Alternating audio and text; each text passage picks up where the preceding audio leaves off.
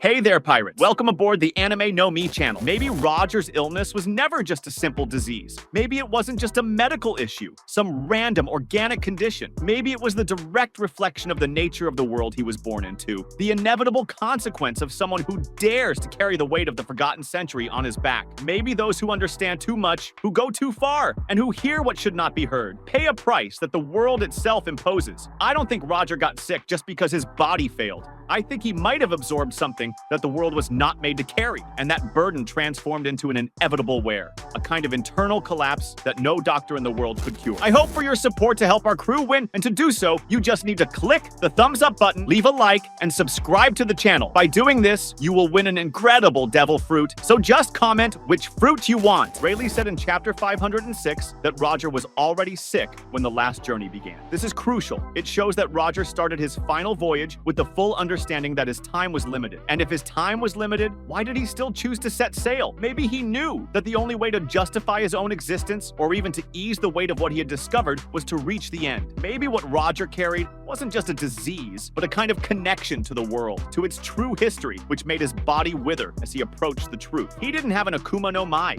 This is something that was reiterated in chapter 1047. So the strength he had came purely from his spirit, from his haki, from the will to keep going even when his body was breaking. And maybe that is exactly what is connected to what happened to Luffy more recently. Because when Luffy activates Gear 5th, it doesn't seem like just a physical transformation. It feels like something that transcends human limitations. He smiles even when his body should break. He stretches, he reconfigures.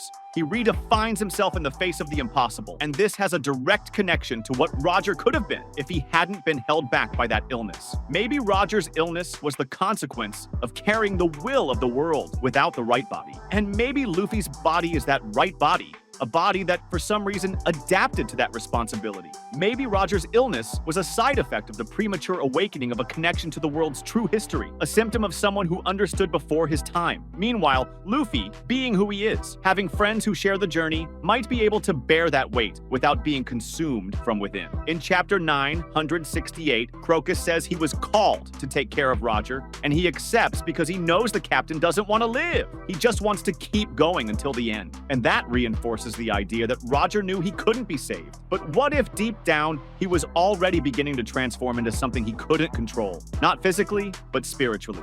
What if that illness was the world system trying to stop the birth of something greater? Something that now manifests in Luffy in a much more complete way? Because Luffy's awakening has traces of divinity, traces of humor, traces of madness, and a freedom that defies even the laws of physics. And all of this comes from the body. It's not a spiritual fight. It's not a mystical technique. It's Luffy's body that embodies it. Maybe Roger had that too, but his body couldn't handle it. Maybe the illness was the failure of the vessel. Maybe Luffy is the vessel that succeeded. And that makes us wonder, was Roger's illness the first symptom of Joy Boy's return? Was it not a disease in the traditional sense, but a mark, a warning, a first step in a process that could only be completed by someone like Luffy? If that's the case, then Luffy not only inherited Roger's will, but he inherited the burden and transformed it into strength. And the most curious thing is to think that Roger, despite everything, kept smiling. At the end of the journey, he laughed like Luffy laughs. He laughed like someone who understands everything but chooses to live as if everything is still yet to come. That laugh is the strongest point of connection between the two. The laugh that defies tragedy, the laugh that faces the end not as a limit, but as a passage. If Roger's illness was an obstacle that prevented Joy Boy from fully manifesting in him, then maybe Luffy is the corrected version of that same process. The illness, in this context, would be an intermediate stage. Something that reveals the world's attempt to awaken its true history before its time. Maybe Luffy, with his body shaped by adventure, by losses, by friendships, by the sun, is the only one capable of not breaking before that power. And it's no coincidence that the name of the chapter where Roger reaches Laugh Tale is Roger's Adventure, because up to that moment, everything he had lived was an adventure, a preparation, but he was not the final protagonist of that story. Maybe Roger accepted that? Maybe the illness was the final warning that his role was to open the way, not to cross the portal. Luffy, on the other hand, has already been through everything he needed to shape both body and soul. Impel Down, Marineford, Whole Cake, Wano. Each arc was a purification. Each fall was a step in preparing for something that Roger might have sensed, but that Luffy is going to accomplish. And maybe that's why Roger's illness is actually one of the most important elements of the narrative, because it marks the boundary of the old world and the beginning of the new. It is the frontier between what was possible back then and what becomes real with Luffy. If Roger felt pain, it was because his body was trying to keep up with what his soul was already screaming. And maybe that pain wasn't just a warning, but a call. Maybe the world, in trying to silence what Roger was discovering, imposed limits on his body to prevent the true will from blooming too early. Maybe Roger's body didn't get sick, maybe it was silenced. Yet he went anyway, yet he arrived, yet he laughed, and now, years later, the body that is receiving the same call is different. It's Luffy's body. And what changes here is precisely this.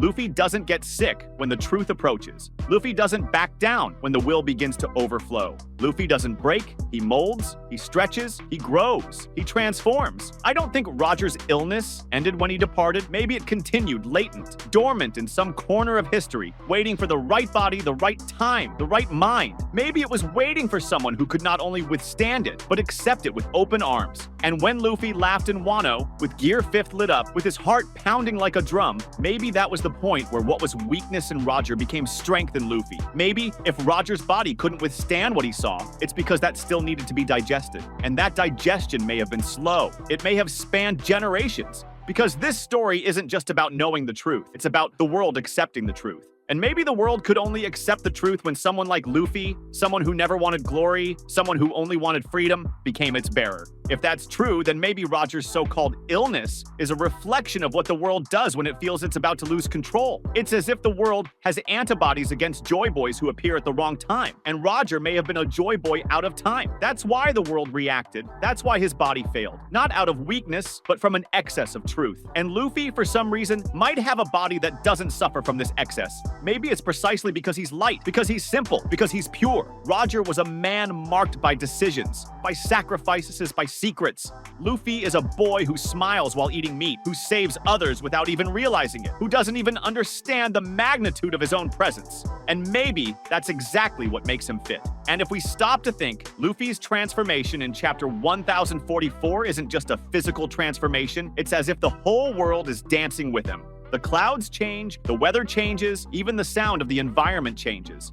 And when Kaido asks who he is, he responds with that smile. I'm Monkey D. Luffy, the man who will become the king of the pirates. But at that moment, it feels like Luffy is already more than that. He is the heartbeat of the world. Maybe Roger was an unfinished version of that. Maybe the illness was the symptom of a body that almost got there, but wasn't ready yet. And when we remember that Luffy also went through moments of collapse, in Impel Down, in Marineford, even in Dressrosa, when his body almost shut down after Gear 4th, you can feel that maybe he was adjusting little by little. Each arc strengthened not only his body but his spirit. Every friend saved, every injustice faced, every fall overcome molded this body to become the vessel for the will that Roger may have only touched. And if Luffy is indeed that, the living continuation of something the world tried to interrupt, then maybe Roger's illness was never a weakness, but a stage, a step, a transition. And now, with Luffy surpassing all these limits, maybe he'll not only become stronger, but the first to fully absorb this inheritance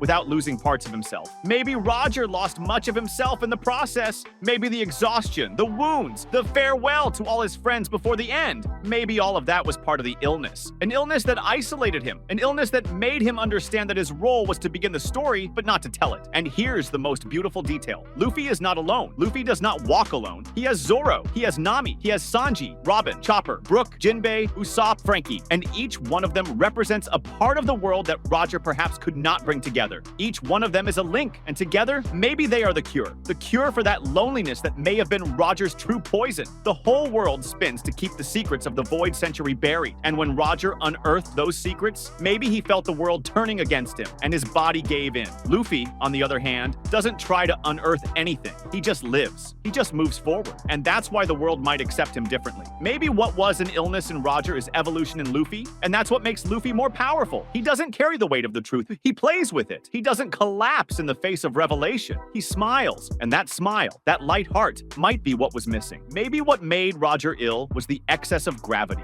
Luffy is light, Luffy dances, That's why I think Roger's illness is the key to understanding what Luffy will become. Because what was once a burden that destroyed the body now becomes a force that rebuilds it. Luffy doesn't need to run from it. He dances with it. He laughs. And it's in that laugh that lies the difference between the two. What made Roger wither makes Luffy explode. What seemed like an end becomes a new beginning. And that's exactly why maybe Roger, even when he realized he was sick, smiled. Because he saw at some point that the world would one day have someone capable of carrying it without breaking. Someone who would not only laugh at the end, but would make the whole world laugh along. Would you like me to make the translation even more polished and literary? Or does it capture the essence well for you? That was today's content. We hope you liked it and want to share your opinion on the subject. Don't forget to share the video, give it a thumbs up, and I'll see you in the next video. Take care and stay amazing.